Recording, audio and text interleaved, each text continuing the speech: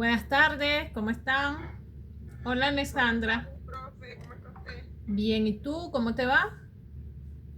Bien, gracias a Dios, profe. Qué Aquí bueno. sobreviviendo con la lluvia Ay, sí, hoy el día estuvo intenso. y congestionada Caracas por todos lados. Me imagino. Aquí, de verdad, cae un poco de lluvia y ya, todo se complica.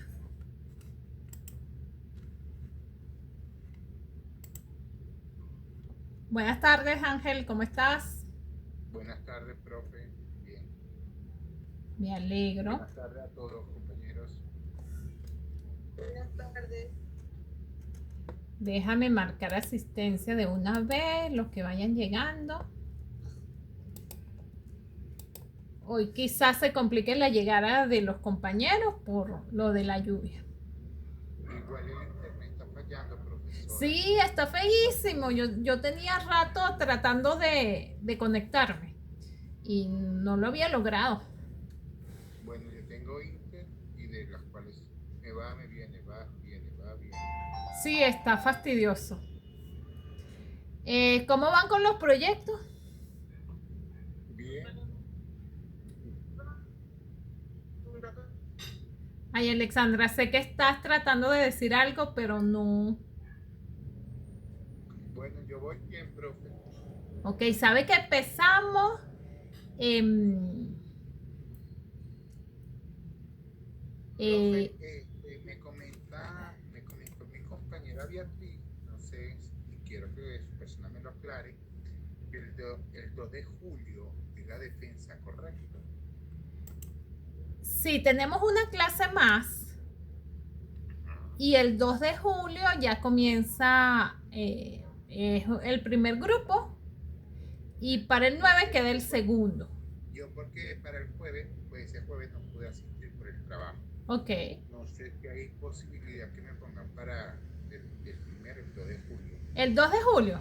Está bien, Ángel. Sí, yo Quedas no tengo tú. ningún problema. Quedas tú para el 2 de julio. Y ya tenemos el equipo completo. ¿Cómo estás, Beatriz?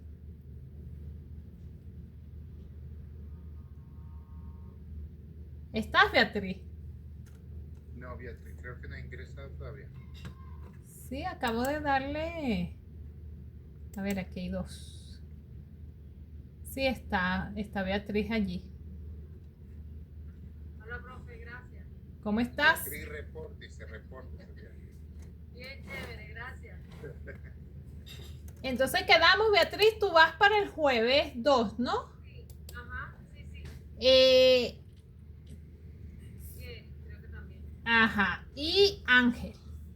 Sí, Queda. póngame para el 2 jueves. Ok, para el primer día. Sí, para que tengamos chance y todo el proceso salga tranquilo, sin estar corriendo.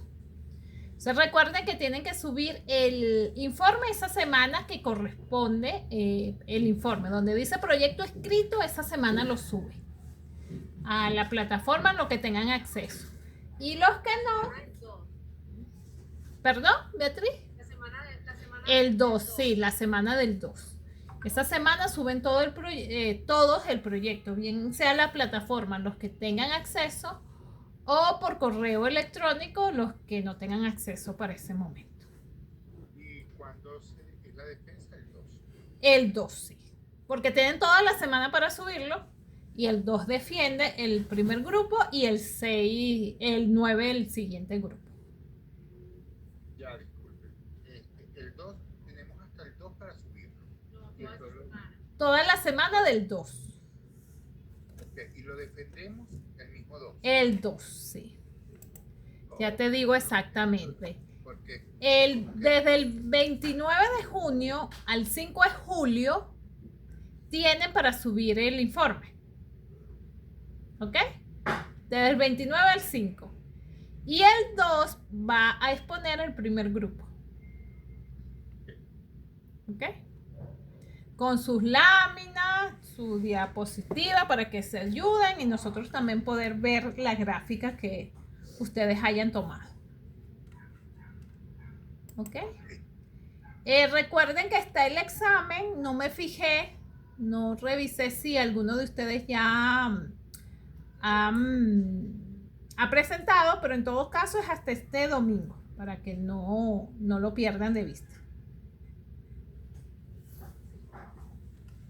Y con eso estaríamos terminando lo de las evaluaciones. ¿Ok? Bueno, hoy vamos a hablar otro tema. Vamos a entrar ya con lo que es el tema sobre la familia. Ustedes quizás se pregunten, ajá, pero ¿por qué vamos a hablar sobre este tema en sociología jurídica?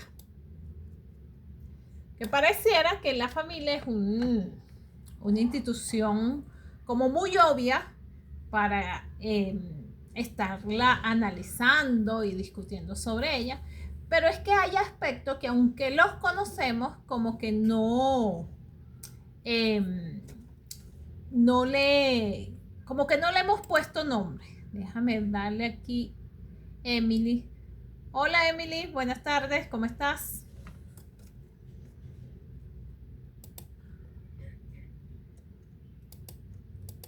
¿Estás, Emily?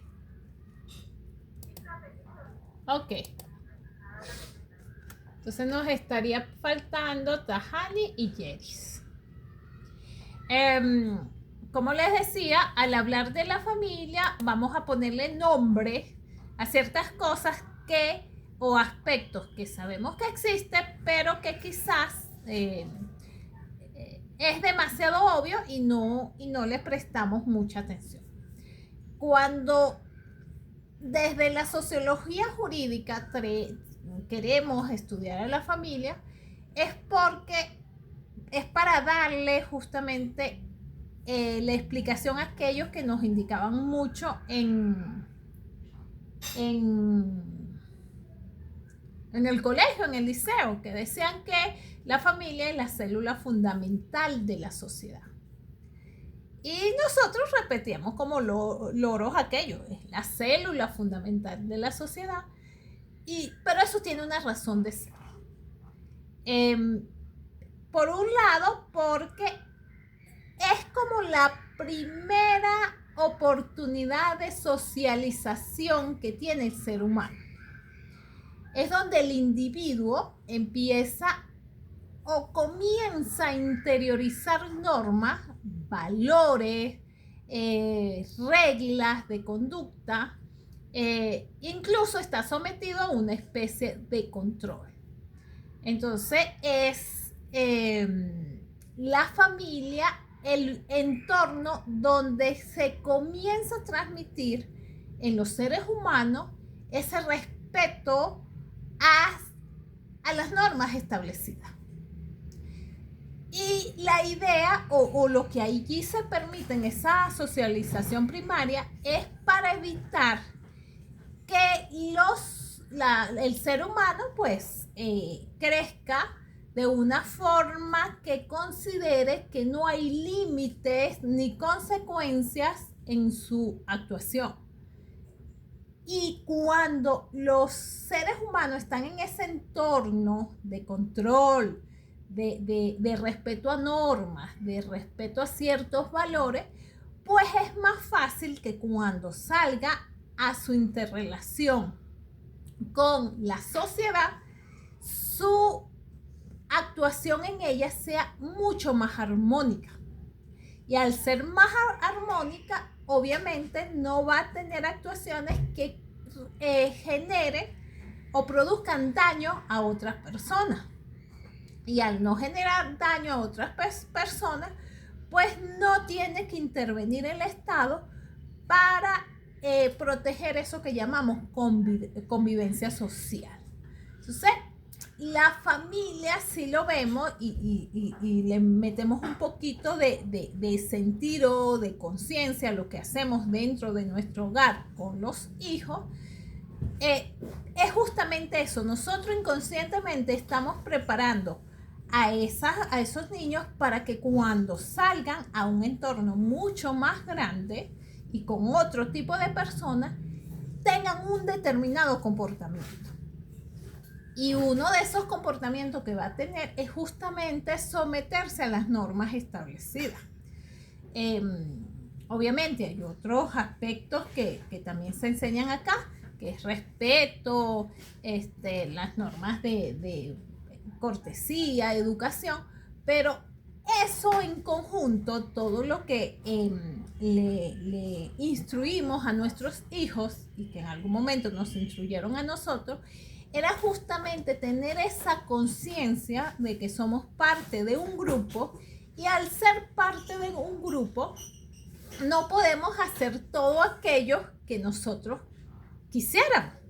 No necesariamente podríamos hacerlo todo, porque el hacerlo todo implicaría invadir quizás esferas de otras personas.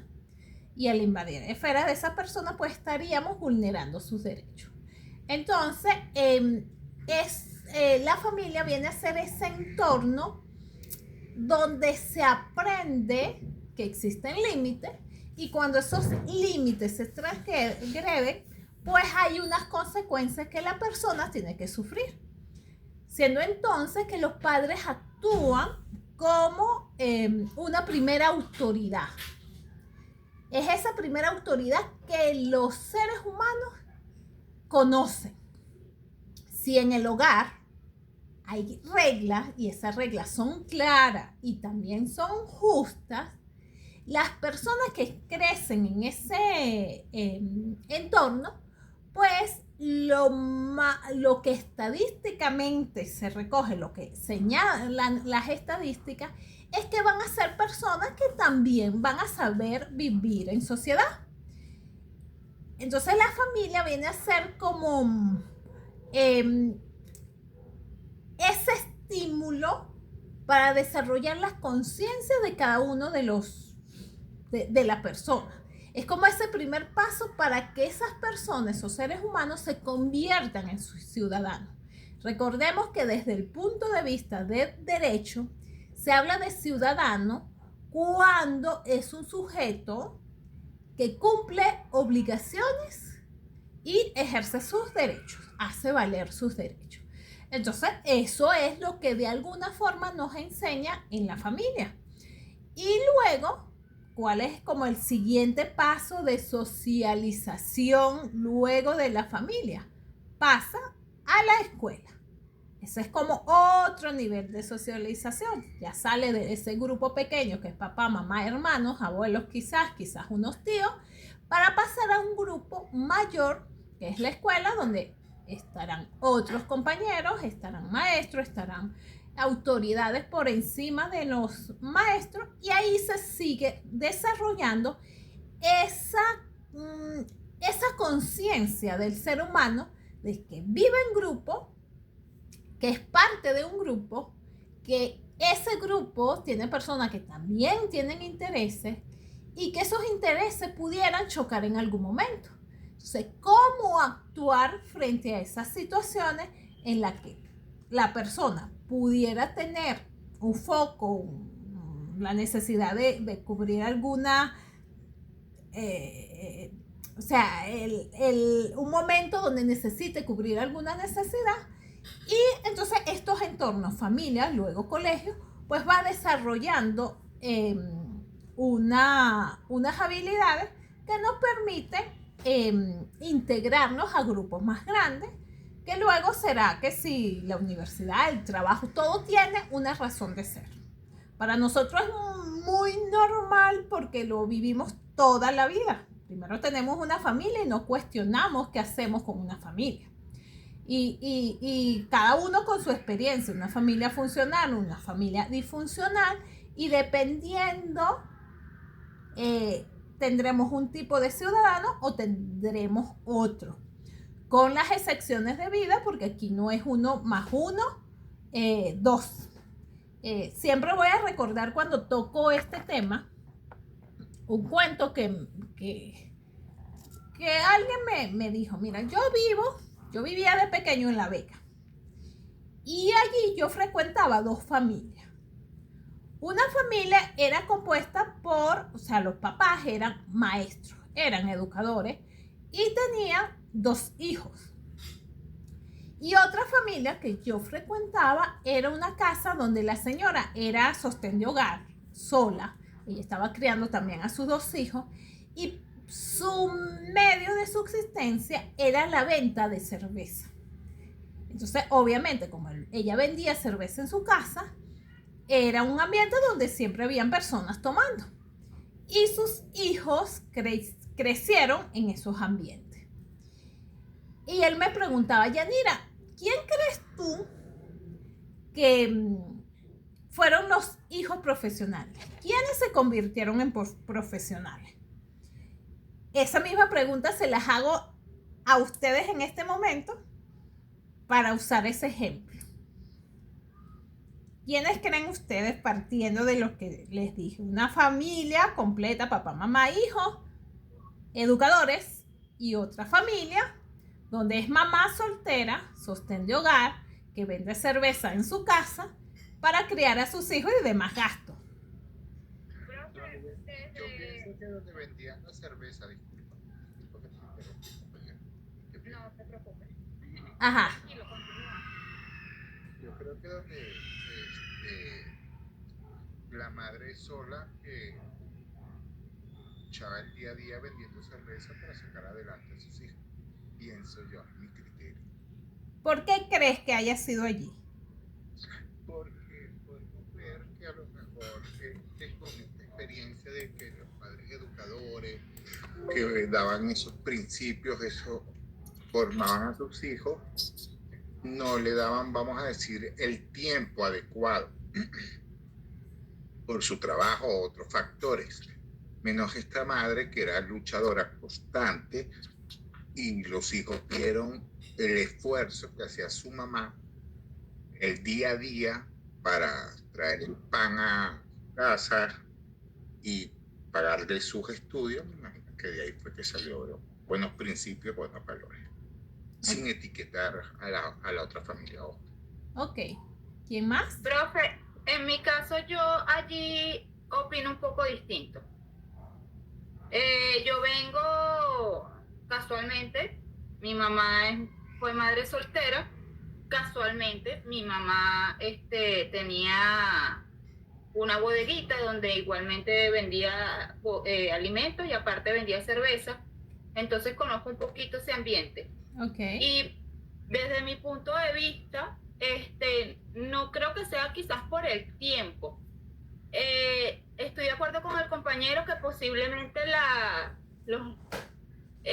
los niños que están bajo este ambiente tienden a ser más profesionales porque si no les gusta lo que ven, ellos van a tratar de ser distintos, pero solo si no les gusta lo que ven. Entonces ahí voy muy pegada también a lo que es la parte de la genética, porque vemos a lo mejor niños que son criados en familias pudientes, que son muy buenos, como vemos niños que tienen también todo y son criados en familias pudientes y no tienen nada. O vemos incluso dentro del mismo grupo familiar, dentro de la misma casa, con la misma madre, con las mismas condiciones, donde tienen varios hijos y uno toma por un lado y uno por el otro. Entonces también va intrínseco mucho en la personalidad de los niños en cuestión. Yo considero también y comparto mucho tu idea porque pues habló un caso muy privado. Mi papá es militar y de las cuales la formación de ellos en los tiempos de antes, que de los años de María Castaña, vamos a decir, a los tiempos de nosotros ahorita, su abuela le comentaba, pues, tú tienes que vender pan, y él dijo, no, yo voy a ser un profesional y me voy a proponer a ser un profesional, y logró hacerse un profesional. Eso es lo que tú te plantees en tu vida, tú lo vas a lograr. Okay. Y también pienso que va a depender de qué tan cómodo te sientes en el ambiente, porque por lo menos en mi caso, a mí ese ambiente no me gusta. No me gustaba ni de chiquita, ni de adolescente, ni de adulta. Y como conozco otros casos que sí les gusta y a lo mejor continúan con el negocio de la mamá. Por ejemplo, me cuenta mi papá su historia y él dice que a él él iba al colegio, llegaba al colegio, lo mandaban a vender pan la abuela y si llegaba a las 6 de la tarde, le cerraba la puerta y ella le decía después de las 6 y tenía que dormir afuera y ahí se quedaba dormido. Sí, Claro que evidentemente el niño que vive bajo ciertas normas y condiciones muchas veces se ve obligado, independientemente de que le guste o no, de seguir esos patrones. claro. Sí, Entonces, y a lo mejor llega a ser profesional, pero eso no le tampoco quiere decir que va a ejercer la carrera ni nada de eso, porque a lo mejor lo hizo condicionado. claro. No, no lo hizo condicionado, porque siempre, pues estoy hablando de mi parte familiar, lo que hablan de mi parte familiar, lo que vivió mi papá directamente, de la cual él siempre le quiso demostrar a su familia que uno es lo que uno quiere ser. No es que la familia te va a decir tú eres un delincuente o te va a etiquetar y tú lo vas a hacer. Claro. De acuerdo. Beatriz y Alexandra, ¿algún comentario? ¿Alguna opinión? Yo pienso que el que tiene de los que tiene sus padres que son maestros tiene más probabilidad de que ese sea más que agarre una carrera para estudiar, en mi opinión. Ok. ¿Y Alexandra? Bueno, profe, en mi opinión, depende de la forma de la crianza, porque como dice el compañero, hay personas que viven bajo el mismo techo, que tienen la misma crianza, pero formas distintas de pensar. Porque por lo menos en el caso, como estaban diciendo los compañeros, ejemplo, en caso de mi familia, tengo unos allegados que, bueno, a unos tíos le dieron todo y ellos sacaron su bachillerato, estudiaron, tuvieron su carrera profesional y ahorita, bueno, tienen su carrera profesional y viven normal, o sea, son personas que construyeron lo suyo. En cambio, tuve un tío que fue rebelde y dijo que, bueno, que él no iba a estudiar, llegó hasta segundo año y dijo que no iba a estudiar, que el estudio no le iba a traer nada. Hoy en día tiene un colegio, tiene como 5 empresas y ha sido el más próspero de toda la familia. Y él se dedicó a trabajar desde que tuvo 13 años, que a nadie lo iba a pisotear y hasta ahorita, bueno, tiene lo que tiene y ahí se ve la diferencia entre los que estudiaron y el que no estudió, pero se dedicó a que no iban a hacer más que él ni a menospreciarlo porque él no había estudiado. Sí, bueno, justo ustedes a su manera dieron con lo que yo quería comentar. No hay reglas. Dentro de las familias no hay reglas o no hay resultados absolutos. Es más correcto decirlo de esa forma. No es una ciencia exacta. Que si 1 más 1, 2. Que si aquí hay profesionales, un ambiente totalmente tranquilo, sano, donde se supone que el comportamiento de la persona es lo más moral, ético y está dentro de lo esperado, de lo que se considera bueno, es una regla absoluta de que los hijos que crecen en ese ambiente van a ser profesionales o van a seguir los pasos de sus padres. Y aquellos que crecen en un ambiente un poquito más disfuncional, un poquito más complicado, vayan a ser justo los que van a ir contra de las normas de la sociedad.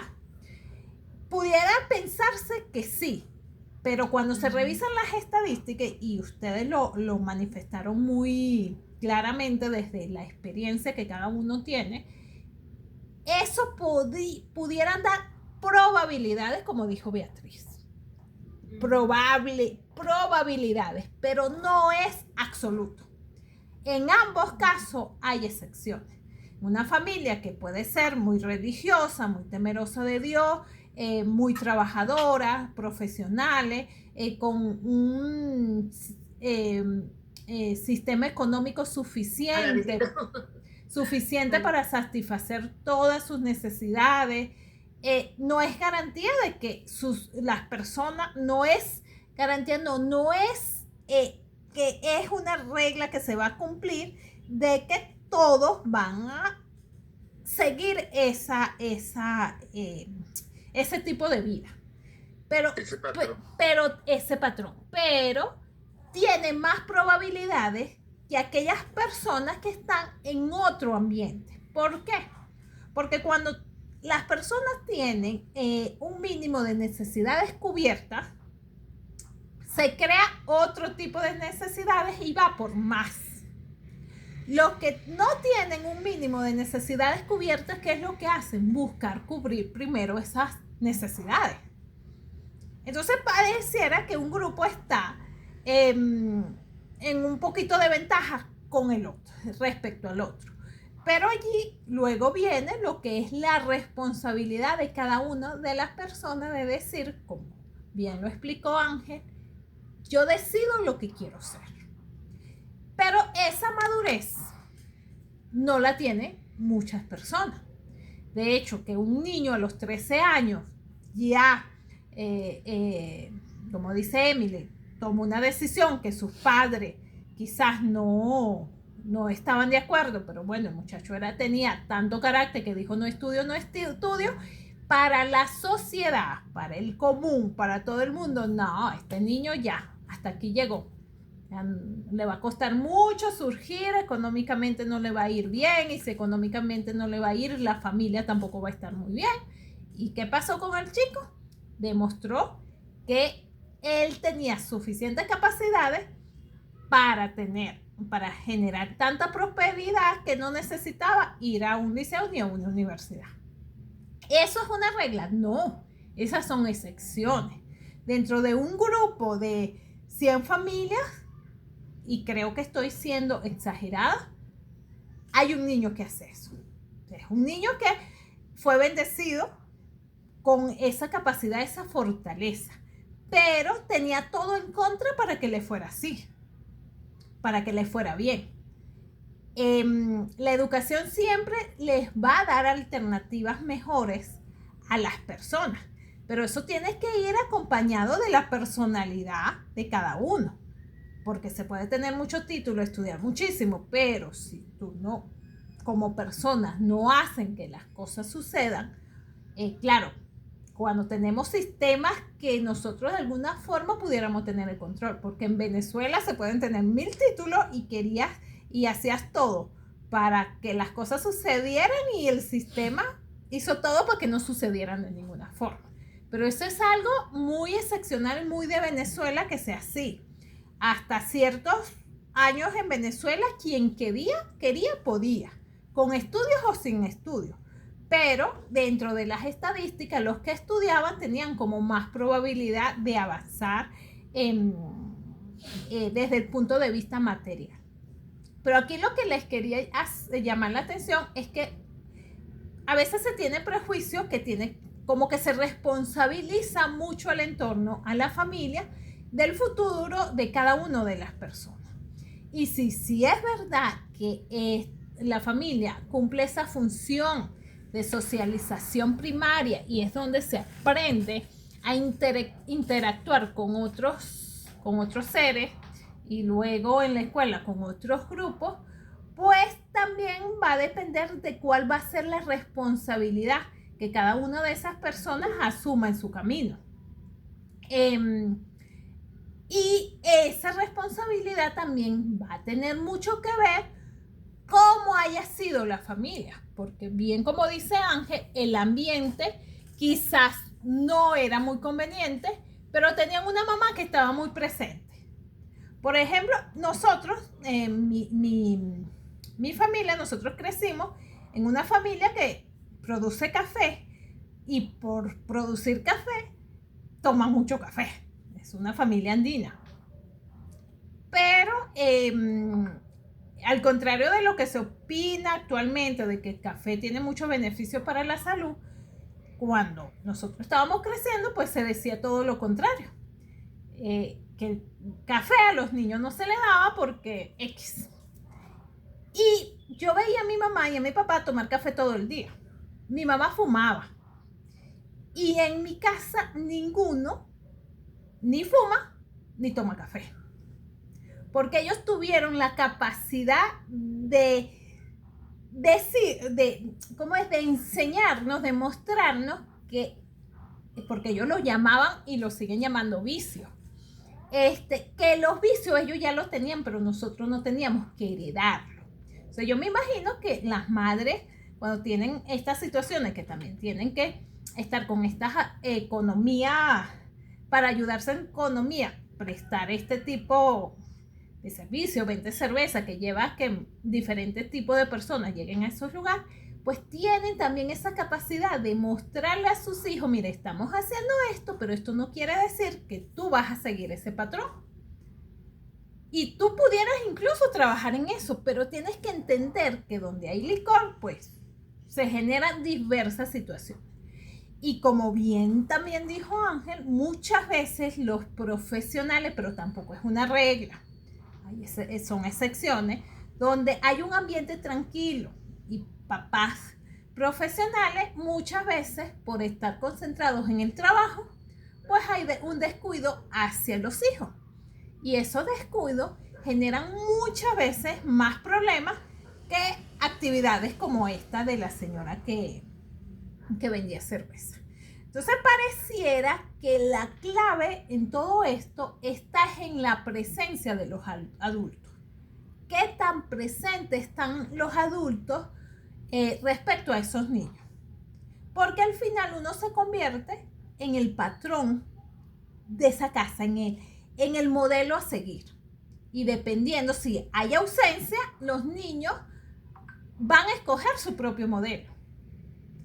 Si hay presencia, pero es agresiva, es poco ética, poco de valores, de alguna forma eso va a influir también en los niños. Pero si los niños tienen posibilidad de ver otras cosas, pues ya quedará de parte de su personalidad ver cómo se van a comportar. Pero en todo caso, eso es la familia. Ese primer contacto con una persona distinta a ti, que tiene normas y que tú tienes que respetarla porque son tus papás, son la primera autoridad con la que te encuentras.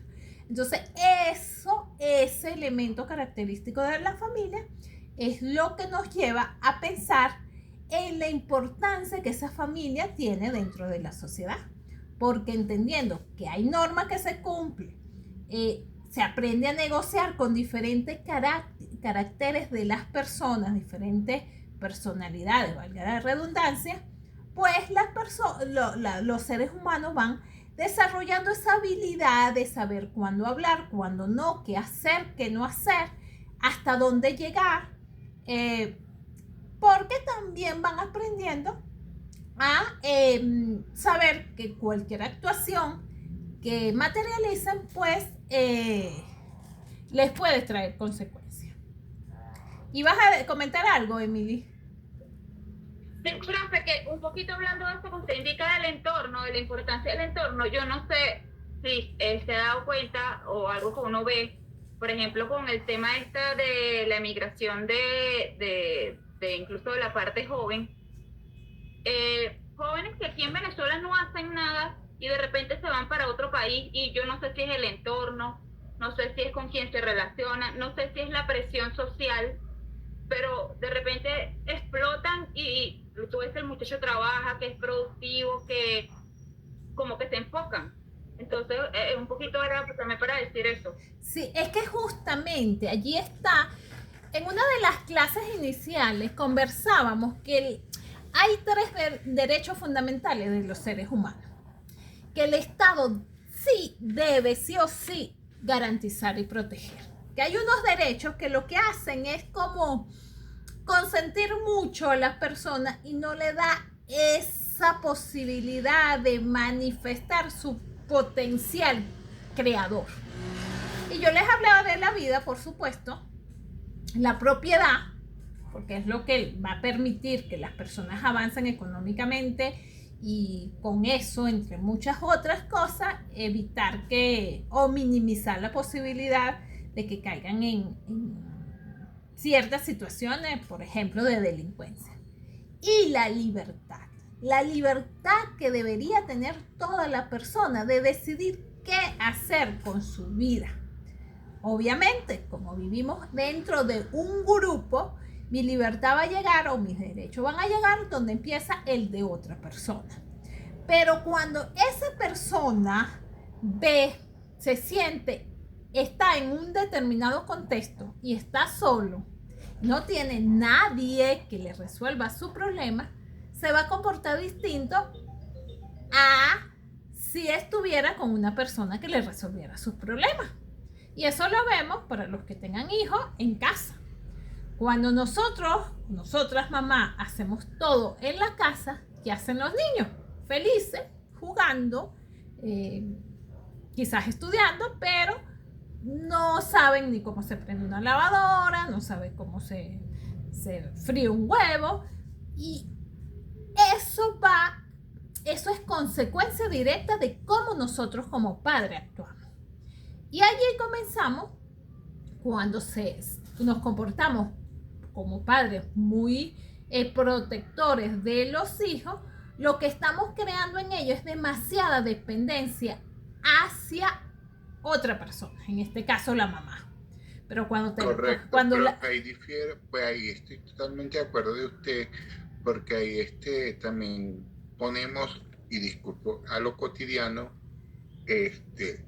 los podemos llamar a la vagancia, porque los sobreprotegen tanto que no le dan la libertad a la persona a salir a ganarse el día a día educadamente como debe ser. Y a comenzar a enfrentar y resolver sus propios problemas.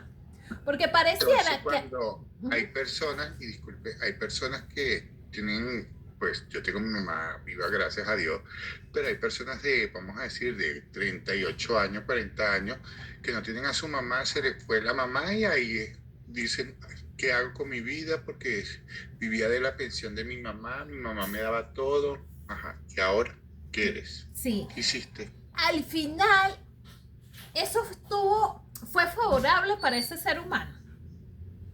No. No es lo mismo aprender ciertas habilidades cuando se es adolescente, cuando se es veinteañero, que aprenderlas a los 30 años. Es increíble, pero hay ciertas cosas que uno aprende de jovencito que es muy, muy difícil aprenderlas de mayorcito, aunque se siga siendo joven. Un ejemplo clarísimo en este momento es el tema de la tecnología. Un celular. Cualquier niño de 7, 8, 9 años, los celulares lo manejan para arriba y para abajo. Saben qué hacer, cómo liberar espacio. Busca una persona de 50 años, 50 que es joven, y no puede. No puede porque pareciera que tenemos como un momento para adquirir conocimiento y destrezas en ciertas cosas. Y eso también es así para la cocina, para lavar, para cualquier actividad normal, o que nosotros a esta edad llamamos normal y que es totalmente sencilla, para muchachos que en su vida lo han hecho. Entonces, hasta en eso, lo de la sociedad, que es ese grupo más grande donde va a intervenir el ser humano, juega un papel importantísimo. Yo cuando salí de bachiller, salí de Trujillo para Caracas a los 17 años, porque me salió el cupo en la universidad. El liceo donde yo estudiaba tenía, creo que éramos 100 estudiantes entre todos. Creo que estoy exagerando. Obviamente tenía un espacio, un salón para cada año, pero imagínense el tamaño del liceo. Vengo a Caracas, la ciudad grandísima, y nada más la universidad. Solamente un salón de la central podría ser la mitad del liceo. Entonces uno comienza a enfrentarse a aquel cambio que es bastante importante a los 17 años. A esa edad yo no estaba asustada, más por el contrario, yo estaba muy emocionada por el cambio. A mí siempre me han gustado los cambios, que yo era como un reto y era un cambio muy importante en todos los sentidos. Pero hoy día, o sea, en mi casa éramos varios hermanos, en mi casa era te graduabas, te ibas, te graduabas, te ibas. Eso fue como, no fue a propósito, pero el mismo entorno te llevaba porque eso era lo que sucedía. Quien se graduaba de bachiller, se iba. Eso era como una regla tácita que existía. Entonces uno desde primer año, cuando ya pasaba el liceo, tenía en mente que cuando llegara quinto año y salieras de quinto año, ya salías del hogar de tu papá. Eso no era ningún trauma, ni para los padres, ni para los hijos. Por el contrario, eso era como una aventura adicional una aventura que esperábamos desde el primer año. Si yo comparo mi experiencia en aquel momento con lo que se vive acá, es todo lo contrario en mi ambiente. Porque ¿qué hacemos los papás? Nos preocupamos obviamente porque los niños vayan a la universidad, que los muchachos vayan a la universidad. Pero una universidad... ¿Perdón?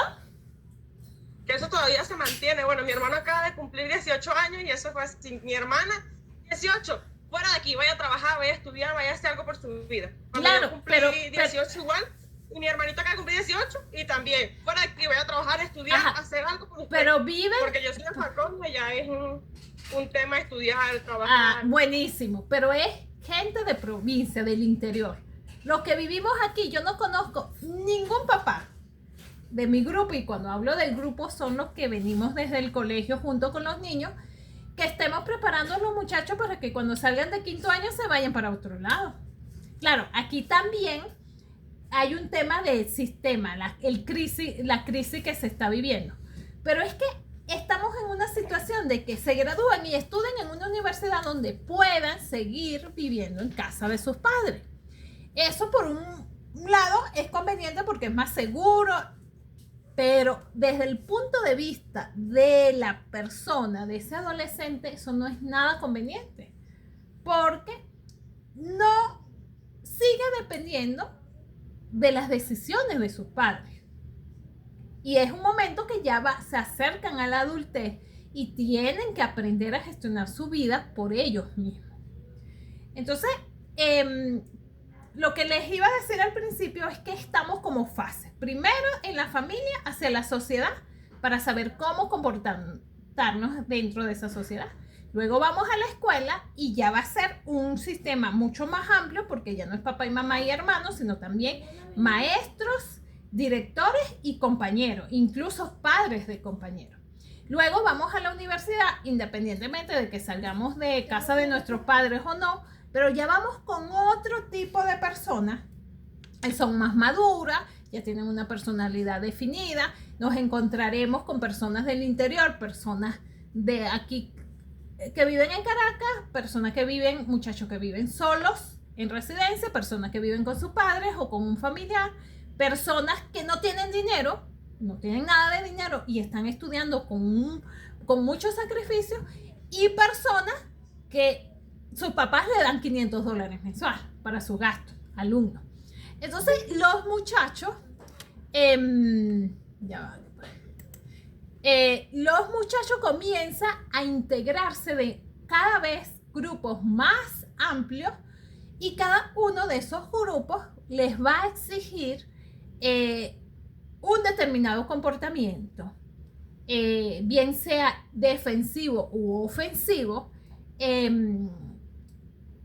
y eso es lo que va a ir desarrollando lo que somos cada uno de nosotros. Entonces, por eso es que estudiamos la familia, porque es como esa primera aproximación a lo que vamos, a esas nuevas realidades que, dependiendo de la edad que estemos y y las pautas que el sistema, que la sociedad haya establecido, pues nos vamos a enfrentar. Entonces, de aquí que rescatamos, bueno, mira todo el paseo por donde nos hemos dado, el paseo que nos hemos dado alrededor de lo que es la familia, cómo actúa e influye la familia dentro de esa necesidad de socializar con otro. Y no es, lo tomamos como muy normal, como algo como muy común, pero resulta ser que detrás de eso está este elemento bastante importante, que es lo de la función de socialización. Pero aparte de eso, también la familia tiene una función económica que se da dentro de ese marco también, porque funciona como una unidad de protección, visto desde la parte de necesidades de consumo, de satisfacción de necesidades. ¿Por qué? Porque la familia es como un entorno donde va a evitar que ese ser humano entre en un estado de precariedad, de imposibilidad de satisfacer sus necesidades básicas. Entonces, la familia viene a ser como esa primera red de apoyo frente a situaciones en las que pudieran darse limitaciones económicas. Por ejemplo, personas que, si seguimos con el ejemplo de los estudiantes universitarios o cualquier persona que venga del interior, va con la familia, va a buscar ese apoyo para evitar situaciones económicas que pudieran frenarlo frente a algún proyecto que pudiera tener. No es lo mismo llegar a Caracas durante 1, 2, 3 meses y vivir con la familia, mientras que se encuentra un trabajo, una fuente de ingresos, que llegar a pagar un alquiler. Porque si traes un poco de dinero, ya se te va a ir en el alquiler. Y si no encuentras una fuente de ingreso pronto, vas a entrar en un estado de precariedad porque no vas a tener cómo satisfacer las necesidades mínimas que pudieran presentarse.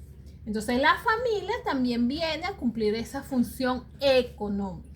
Recuerda que esto lo estamos viendo desde el punto de vista de la sociología. Entonces, por una parte, nos ayuda a lograr, a materializar la socialización primaria, que es ese primer contacto y ese aprendizaje al respeto de normas, de aceptar normas y cumplirlas, pero también tiene ese matiz de protección económica. La familia te ayuda a satisfacer tus necesidades, te ayuda a crear condiciones para que tú te puedas enrumbar de forma autónoma.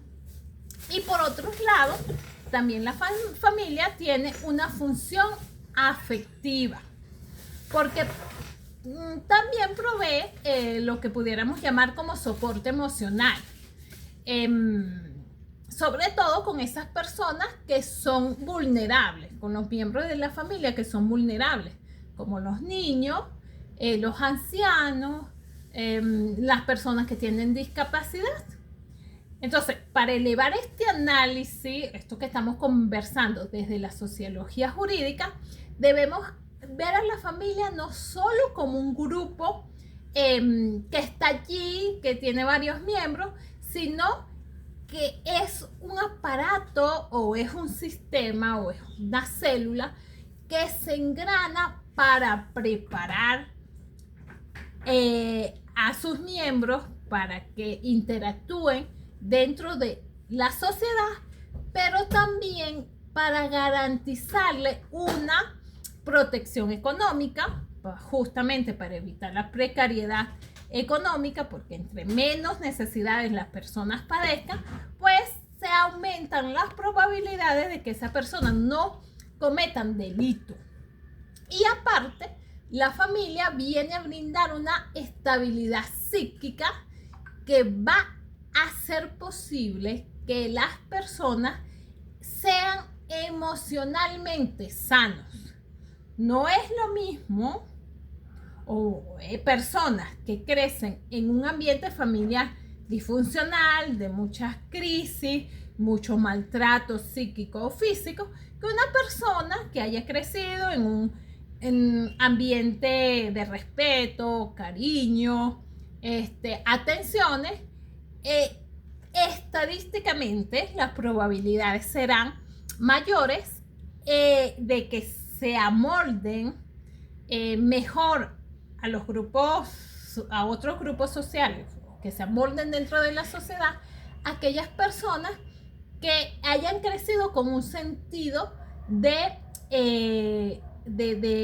respeto, o sea, que son personas valoradas, que han sido respetadas, y eso les da el sentido de hacer lo mismo frente a otras personas. Y otro elemento, otra función que también cumple la familia, y que es por demás importantísima, es la función de identidad y estatus. O sea, mi nombre es Yanira Velázquez. Mi nombre me lo dio mis padres. Y el apellido, bueno, en este caso mi madre, mi apellido, mi madre. Lo que ella en esta parte, pues me ubica o me individualiza dentro de ese grupo social. La familia entonces le otorga nombre a esos individuos, permite que esos individuos tengan una nacionalidad que al final va a ser su estatus dentro de esa sociedad. En sociología se habla de que los seres humanos tenemos dos estatus. Uno, el que adquirimos por nosotros mismos, que sería justamente lo que logramos a través de estudios, trabajo, crecimiento económico, etcétera, etcétera. Y el otro, que es el adscrito, que es lo que nosotros recibimos por ser parte de una familia determinada. ¿Y qué es lo primero que recibimos? Un nombre y un apellido. Luego que pudiéramos recibir una herencia. Ya no están los padres, fallecen y tenemos derecho a adquirir los bienes por herencia que ellos hayan tenido. También adquirimos de esa familia todo lo que tenga que ver con el prestigio. Ahora por cómo se lleva la vida, no es tan común que digan fulanito, el hijo de fulanito. Pero por lo menos cuando yo todavía estaba pequeña, eso se prestaba mucho. No nos llamaban por el nombre Yanira, sino la hija menor de Régulo, por ejemplo. Eso también es una de las funciones de la familia. Ubicarnos dentro de un grupo para que nos individualicen todos los otros grupos que existen en sociedad. Entonces, en resumen, tenemos que nombres y apellidos que recibimos de esa familia, o sea, la identidad la recibimos de esa familia, el estatus, cómo nos ven otros, tiene que ver mucho con la familia a la que pertenecemos. El poder económico muchas veces viene de la familia a la cual pertenecemos. Nuestra religión muchas veces depende de la religión que tuviera nuestra familia. Probablemente en probabilidad depende de su mayoría, sí, pero también hay excepciones. Y bueno, todo esto, como ustedes ven, cuando se habla de familia, pues no es solamente decir, bueno, papá, mamá, hijo. O sea, tiene funciones bastante claras.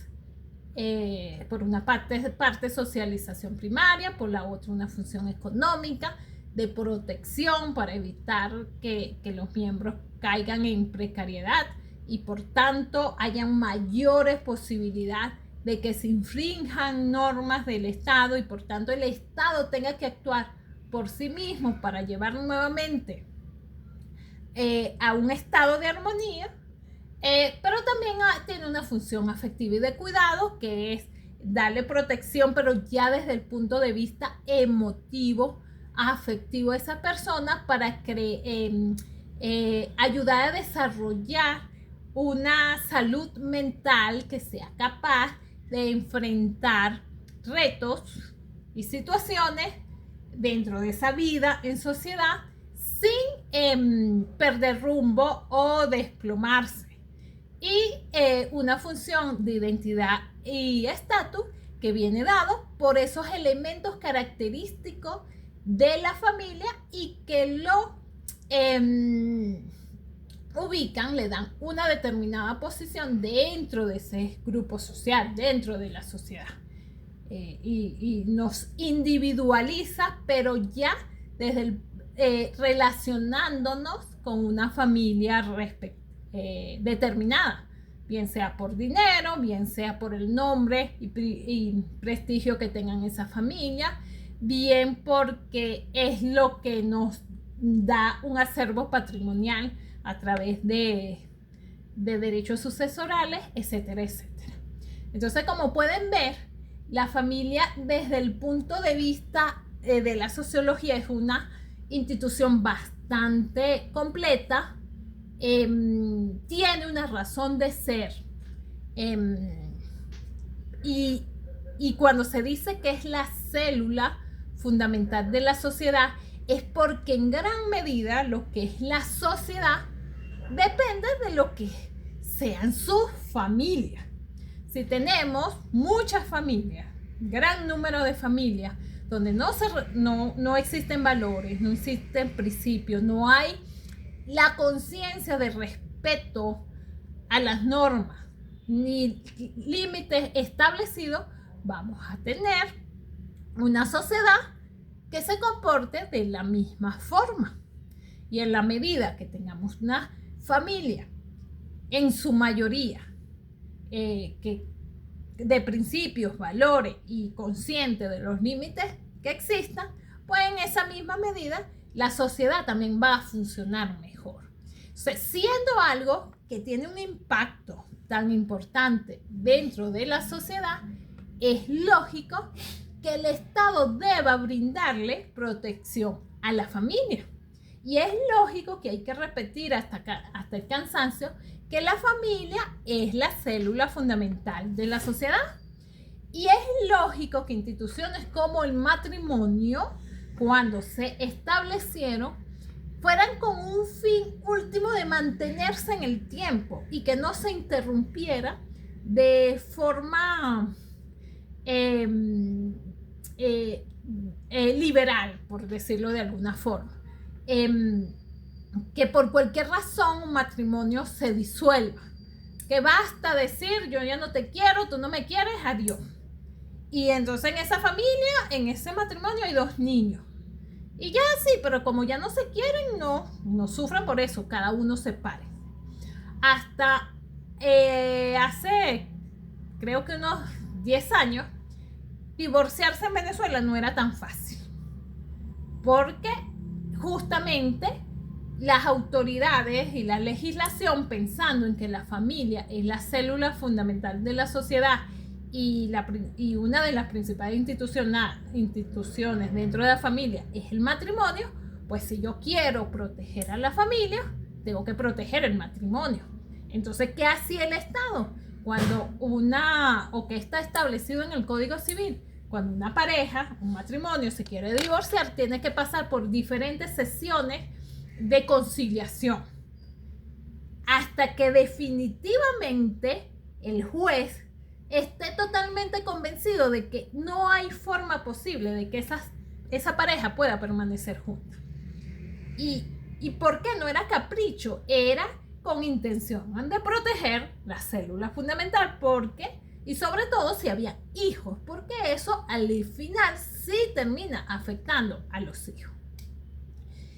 Que eso tiene que ser algo definitivo, que la gente, aunque sienta la necesidad que tiene que divorciarse, no pueda, entonces eso está bien. No está bien. Pero el matrimonio, estas conciliaciones daban un tiempo de 1 año. Había 1 año para que las personas pudieran llegar a acuerdos, porque al final eso es el matrimonio, un acuerdo. Mejorar sus acuerdos y seguir juntas. Si a cabo de 1 año no había la reconciliación, no había dudas que el matrimonio iba a proceder. Pero ¿qué está pasando en la actualidad? Ustedes han escuchado el divorcio por desafecto. Sí, profe, se utiliza mucho incluso ahorita con la migración. Muchísimo. Las personas están separadas en países distintos y simplemente manifiestan desacuerdo y el matrimonio sale. Claro. Entonces, en Venezuela hay una institución sin hablar. Salió, creo que una jurisprudencia que si a los 15 días después de casado no se consume el acto sexual, se puede pedir el divorcio. Ay, yo no la he leído, Ángel, ¿tú la tienes? Sí, ¿verdad, Beatriz? Que nos la dieron en la clase de economía. Sí, eso dijo el profesor. Bueno, si la pueden ubicar, me interesa, no porque yo ejerce esa materia. Sí la tengo porque él me mandó la Gaceta Oficial para imprimírsela y le presté la colaboración. Claro, pero ahí hay un tema como que allí lo que van a hacer es anular el matrimonio porque al final, estoy segura que debieron haberlo manejado allí, porque al final no existió matrimonio. Firmaron, pero al final no tuvieron como ese compromiso de consumió. No se consumó. Perdón. No se consumó. Entonces, o sea, dentro del matrimonio hay deberes. Hay derechos y también en la sentencia, la que estaba leyendo, pues lo que estaba leyendo, indica que si ambas partes, por ejemplo, la esposa o el esposo, descubre una infidelidad, la demuestran ante el tribunal, también la obligación de pedir la nulidad del matrimonio. Sí, en ese caso sí sería el divorcio. O sea, cuando ya vean, civil, van a comenzar a diferenciar esos términos. La consecuencia pareciera la misma porque se termina el lazo, pero no es lo mismo nulidad de matrimonio que el divorcio. La nulidad del matrimonio es porque ese acuerdo, ese contrato nació con vicios. Por ejemplo, en este caso no se consumó el matrimonio, se están violentando deberes propios del matrimonio, entonces se considera que no hubo matrimonio. El efecto de la nulidad de los matrimonios es que no hubo. Otros casos es, por ejemplo, la persona se presenta como José Torres y se casa con Ana López y resulta ser que el hombre no era José Torres nada. El hombre era Antonio Ruiz. Entonces había falsificado documentos y quien se casó fue el otro, pero él no. En esos casos se habla de nulidad de matrimonio porque hay vicios de origen. Es como que si nunca existió el matrimonio. El divorcio es otra cosa. El divorcio se acepta que hubo matrimonio, siempre porque se cumplieron los requisitos legales para que existiera matrimonio, las formalidades, pero las personas o el tribunal declara que se acabó, que es hasta este momento. El matrimonio llegó hasta acá. Igual hay divorcios, profe, no sé si lo que estaban planteando hay divorcio, por lo que también estaba leyendo, si la persona, pues, si el hombre o la dama es estéril. No sé, pero hacia allá vamos porque el tema del desafecto en este caso es muy importante porque impacta sobre todo esto que estamos hablando. Porque se sobreentiende que si uno se casa, uno quiere una familia, quiere tener sus hijos. Entonces, si la persona no puede o la mujer está el divorcio, claro, se divorcia, pero es por acuerdo, claro. Es por acuerdo, correcto. Sí. Completamente. El tema es el desafecto. Cuando hay el caso que presentaron ustedes de personas que están en un país, en otro país, bueno, hay interrupción de la relación matrimonial y hay muchas veces la probabilidad es que definitivamente, mira, tú vives allá, yo vivo aquí, tú tienes tu vida allá, yo tengo mi vida aquí, no hay posibilidad que nos reencontremos. Entonces, en esos casos, uno dijera, bueno, ¿por qué seguir con un vínculo jurídico que además tiene sus consecuencias jurídicas vivo si no tiene razón de ser? O sea, el matrimonio es para vivir con esa persona. Entonces, correcto, ahí es donde entramos a amor de viejo, amor de cuatro. Bueno, sí. Entonces en esos casos se justificaría. Pero es que también vemos personas que viven juntos y situaciones que los expertos consideran normales en pareja, pues dicen ya, yo no me voy a pasar un año tratando de recuperar algo que según mi criterio ya no tiene recuperación, yo quiero mi divorcio ya, en 15 días. Y utiliza y lo fundamentan en el desafecto. Entonces el Estado ha respaldado esta posición, porque de hecho eso no está en la ley, les comento, eso es una decisión jurisprudencial.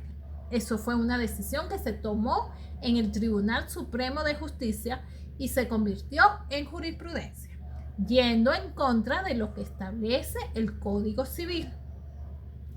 En Venezuela, lamentablemente, el Tribunal Supremo, desde hace un tiempo para acá, ya mucho tiempo, para mi gusto, entra a legislar a través de sentencia. Y esa no es la función del Tribunal Supremo. La función de los tribunales es interpretar las normas y verificar que todos los actores estén conforme a lo que dice la norma. O sea, los tribunales sí dicen, mire, usted la interpretó mal, usted la aplicó mal, usted la aplicó bien. Ese es el papel de los tribunales, decir, incumplió las normas, no la incumplió. Pero nunca cambiar la norma, nunca cambiarla, porque cuando se cambia la norma, estás legislando. La Constitución muy claro dice que las normas se eliminan o se reforman o se anulan por otras normas. Entonces viene el Tribunal Supremo cada vez que quiere cambiar un criterio, alguna norma, viene y por medio de jurisprudencia, por sentencia, cambia la norma. Está cambiando no una norma con cualquiera, está cambiando el Código Civil. Eso por una parte, para que vean que esos divorcios tienen, no tienen un sustento tan legítimo ni legal como las personas pudieran creer. Aquí en Venezuela, la sala civil no tiene competencia para cambiar normas. Sin embargo, lo hacen y sin embargo la sociedad ha aceptado eso. Eso por una parte. Y por otra parte, se está yendo en contra de justamente esto que hemos hablado. Esa necesidad de proteger el matrimonio porque es la institución principal de una familia. Y no es que vas a obligar que dos personas estén juntas por siempre. Es buscar los elementos, las alternativas que se tengan para ver si ese matrimonio se puede salvar. Muchas veces hay parejas que se divorcian y lo único que tienen es un problema de comunicación. Se quieren, se siguen respetando, pero pareciera que una persona dice una cosa y el otro entiende otra cosa. Hay un tema allí como que falta de clic y necesitan justamente una tercera persona para que pueda llegar sin ningún ruido a conciliar la posición de otro. Es como lo que se necesita es que se traduzca entre las parejas las necesidades o las inconformidades que tienen. Y ese aspecto lo cubrían las conciliaciones las conciliaciones antes del divorcio, que se sigue haciendo cuando no se alega el divorcio por desafecto. Hay una serie de reuniones de conciliación donde el juez trata de llevar a la pareja a un punto donde puedan buscar oportunidades de reconciliación. Y a raíz de todo esto es que surgen las terapias de pareja, porque muchas veces no es falta de amor, respeto, consideración, sino un problema de comunicación. Muchas veces hay problemas más complicados, pero que también se pueden, cuando hay voluntad de parte de ambos, pues se pueden superar. ¿Y dónde va allí? No es que yo me voy a meter en lo que como tú llevas la familia. Cuando yo digo yo, me estoy refiriendo al Estado. Es que yo como Estado entiendo que en la medida que la familia funcione, papá, mamá, hijos, yo debería tener individuos que socialmente sean más proclives a entrar en sociedad de forma armónica. Estoy hablando de probabilidades porque esto no es una ciencia exacta. Siempre hay excepciones. Pero estadísticamente hablando, mientras más sanas sean las familias y completas, pues la sociedad va a funcionar mejor. Entonces, en este momento vivimos una crisis de familia. Vivimos una crisis de familia porque las mujeres nos hemos liberado mucho y ahora, bueno, no, o te la calas o te vas. Los esposos pues pudieran también tener un rango de paciencia bastante bajo también, y bueno, al final son extremos, y como es fácil y desde el mismo estado se acepta esa necesidad de romper vínculos matrimoniales de forma fácil, pues se va haciendo como costumbre normal y sobre todo muy aceptado que los matrimonios se terminen. Tenemos problemas, se acabó, no hay otra cosa. Entonces eso finalmente termina afectando a la sociedad como un todo, y por supuesto al país como un todo. Entonces, partiendo de esto, ustedes pueden ver que la familia, cuando se estudia en sociología, no es solamente por cumplir un requisito en la malla curricular, es que tiene una razón de ser, tiene una importancia muy, muy, muy grande de cómo va a funcionar la sociedad y cómo van a funcionar los estados. O sea, el día que en Venezuela nuevamente las autoridades vuelvan a entender que aquí, para que haya un cambio estructural, verdadero, profundo, desde el punto de vista social, hay que darle un respaldo, un espaldarazo a la familia. Hasta que eso suceda, se van a seguir presentando muchos problemas que tenemos hoy día y que no se van a resolver con un cambio de gobierno, con una llegada de mucho dinero para mejorar la parte material, porque así funciona. Esa es la naturaleza del ser humano. Necesita de la familia para aprender a manejarse dentro de grupos, a entender las necesidades de otros, exigir que entiendan las mías, hacer valer mis derechos, pero también cumplir con mis obligaciones. Eso se aprende en la casa, en la familia. Y dependiendo de lo que allí encontremos, es lo que vamos a llevar a la sociedad. Y de allí va a depender cómo va a funcionar esa sociedad. ¿Algún comentario? No, profe, todo claro. Ok. Entonces, bueno, siguiendo con esto de la familia, obviamente tenemos que hablar de la familia en el derecho venezolano. Y aquí, bueno, nos toca, cuando ustedes hicieron la infografía, vieron que nosotros hemos tenido como un avance, bueno, dependiendo lo que hayamos logrado, porque puede ser un avance, puede ser un retroceso. Todo depende, porque nos gusta como irnos a los extremos. En principio teníamos una familia patriarcal, donde era el papá el que marcaba como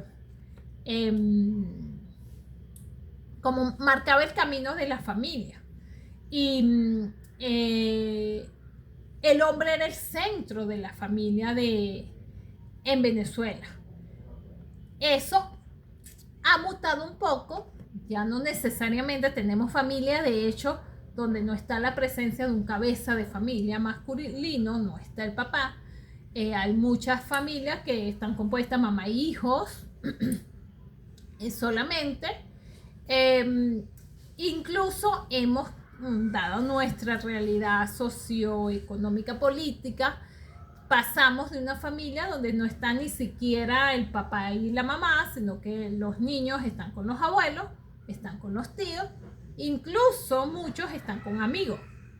Entonces, la situación en Venezuela nos ha llevado que ya no necesariamente es una familia patriarcal, sino matriarcal, donde son las mamás las cabezas de todo, Y en un caso mucho más exagerado son otros tipos de parientes.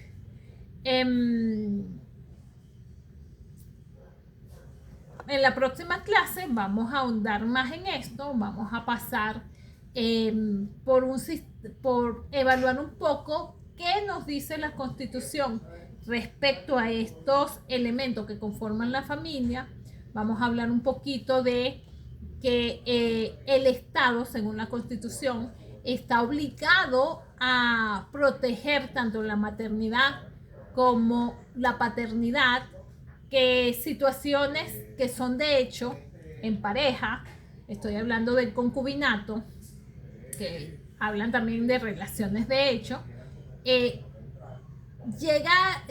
fueron reconocidas a nivel constitucional para tener derechos como que si se tratara de un matrimonio.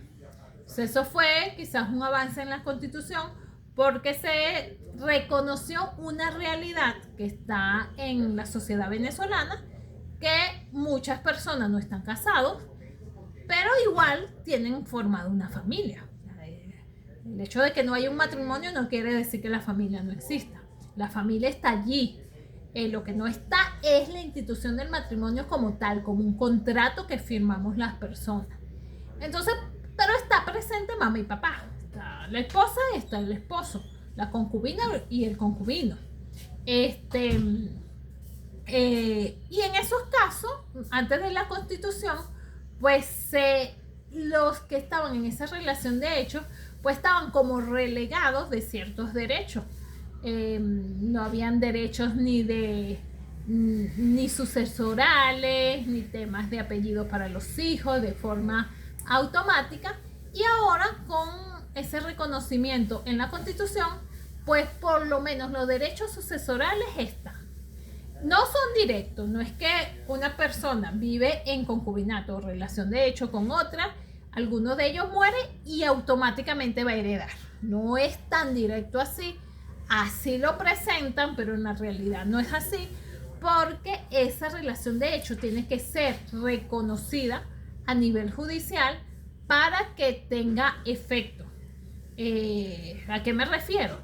La persona que vivió con esa persona que falleció tiene que demostrar que efectivamente tenía una relación de concubinato con esa persona, y para eso tiene que demostrar que tenía tiempo viviendo, que quizás tuvieron hijos, que quizás tienen un acervo de bienes que fue constituido por ambos, e incluso testigos que puedan demostrar el estado, o sea, que puedan testificar que tenían determinado estado dentro de la sociedad. Estado es un término muy civil. Cuando vean personas en derecho civil, es lo que uno llama posesión de estado. O sea, fulanita es hija de José Ruiz. Entonces, eso es posesión de estado. Todo el grupo social conoce a fulanita como hija de José Ruiz. Entonces, en el caso de los concubinatos, los testigos son llamados para que testifiquen si la concubina o el concubino tenía esa posesión de estado respecto a la otra persona. Una vez que el tribunal tenga suficientes elementos probatorios que indiquen que sí vivían en concubinato, va a declarar que existió la relación de hecho, y con esa sentencia la persona puede exigir los derechos sucesorales como que si hubiese sido un esposo legal, un esposo por registro civil. ¿Ok? Pero yo estoy diciendo que mañana, el jueves, ahondamos más sobre esto y bueno, terminamos este tema y ya quedaríamos para avanzar a los proyectos. ¿Tienen alguna pregunta? No, profe. No, profe, gracias. No, profe. Ok. Entonces, pendiente con los exámenes, por favor, los que están activos, súbanlo. Los que no están, los que están bloqueados, me escriben por WhatsApp para ponernos de acuerdo, para pasarles el examen, el formulario para que presenten. Yo preferiría que fuera el sábado en la tarde y quizás domingo. Pero porque mañana estoy complicadita, ustedes también con el trabajo, que no sé qué, entonces preferiría que nos pongamos de acuerdo para sábado o domingo. ¿Ok? El Profe, examen en mi caso, perdón, el examen en la plataforma, profe, va a ser el sábado. No, ya está subido, ustedes pueden entrar cuando Ya fue desean. puesto.